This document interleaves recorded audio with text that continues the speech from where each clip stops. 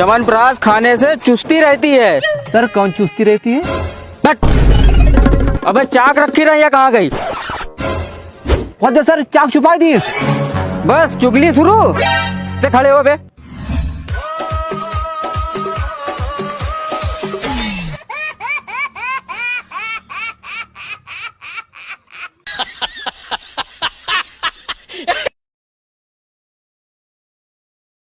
मेरा एक सवाल है, जैसे किसी के पास करोड़ों रुपए हैं तो उसको हम करोड़पति कहते हैं, किसी के पास लाख रुपए तो उसको हम लखपति कहते हैं। मेरे पास यार 100 रुपए है, मेरे को कोई 100पति बोलो यार, बहुत बुरा लगता है। जब प्यार ही नहीं था।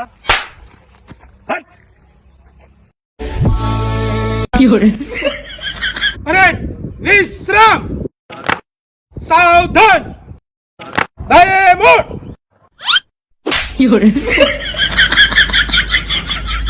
लड़की वड़की के चक्कर से दूर रहते हैं साहब। काहे कि भाई भिखारी है, कोई पटवे नहीं करती है।